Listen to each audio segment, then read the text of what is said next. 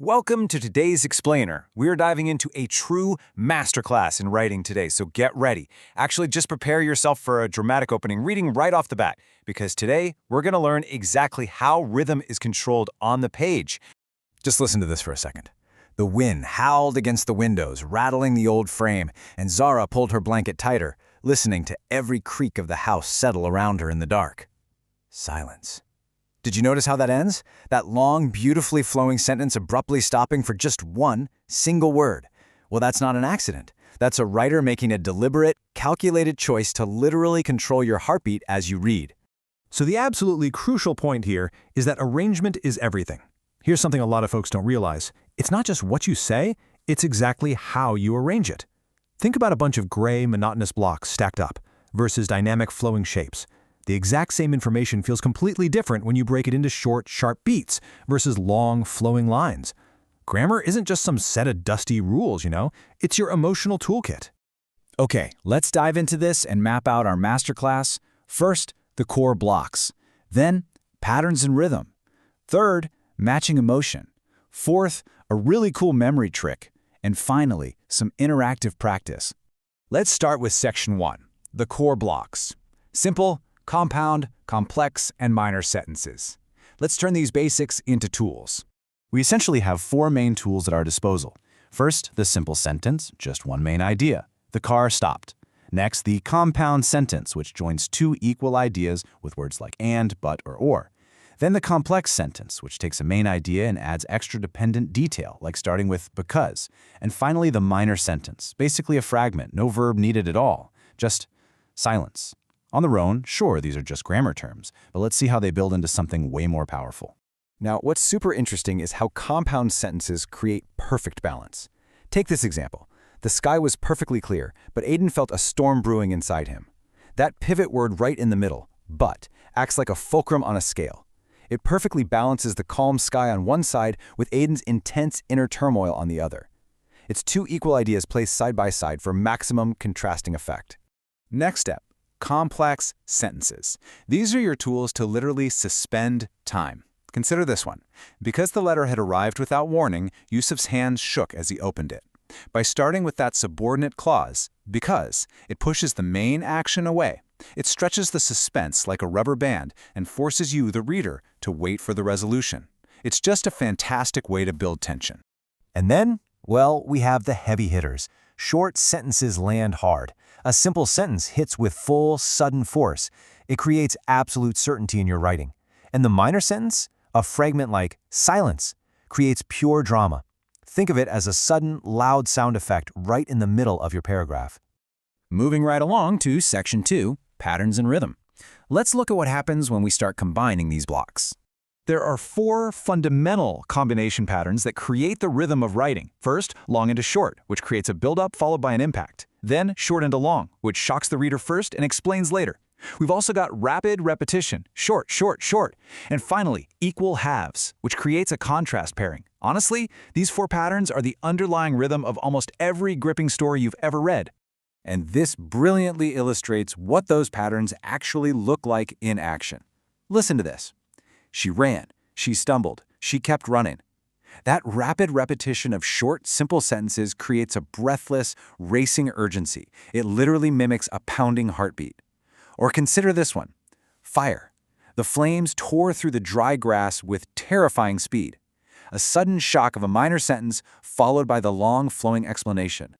So you might be wondering right now, okay, but when do I actually deploy each one? That brings us to section 3. Matching emotion. Think of this as your ultimate cheat sheet for controlling emotion. If you want to convey sudden danger or a plot twist, that absolutely demands the shock then explain pattern. Grab them first, explain later. If you want rising excitement before a huge climax, go with build up then impact. Now, if you are doing formal or discursive writing, you want balanced connection. Actually, you should avoid minor sentences altogether in formal writing. They're way too dramatic for an academic essay.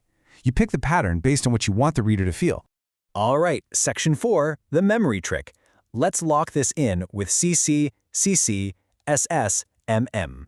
To make sure you don't forget this the very next time you sit down to write, here's a powerful mnemonic device. Notice how the first letters match perfectly. Complex creates detail and tension. compound connects for balance and contrast, simple shocks for impact and certainty, and minor marks for drama and pause. Let's repeat that. CC, CC, SS, MM. Complex creates, compound connects, simple shocks, minor marks. Say it to yourself a few times. It's a perfect little anchor to keep in your mind. Let's see this memory trick in action to deconstruct danger. Bang! Something heavy hit the door from the other side and it shuddered on its hinges, threatening to give way at any moment. Ahmet froze. Look at how beautifully this works. Bang is our minor sentence. It marks the shock, grabbing you before your brain can prepare. The long middle sentence is complex. It creates and stretches the tension. And Ahmet froze is simple. It shocks with the final, certain payoff. The pattern, the memory trick, and the emotion, they all line up perfectly. Now it's your turn. Welcome to Section 5, Interactive Practice. Time to test those brand new skills. Okay, it's time to play Pattern Detective. Can you match these 3 passages to their hidden emotional pattern? Passage 1. He knocked, he waited. Nothing. Passage 2. Crash, the shelf collapsed under the weight of the ancient, heavy books. And Passage 3.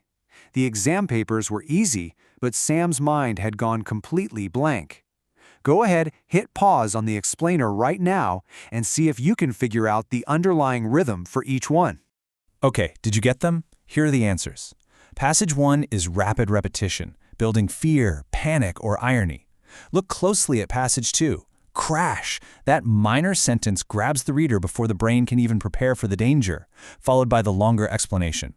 And Passage 3 uses a contrast pairing, 2 equal ideas pivoting on the word but to show the complete irony of an easy exam and a totally blank mind. Let's try one more quick exercise.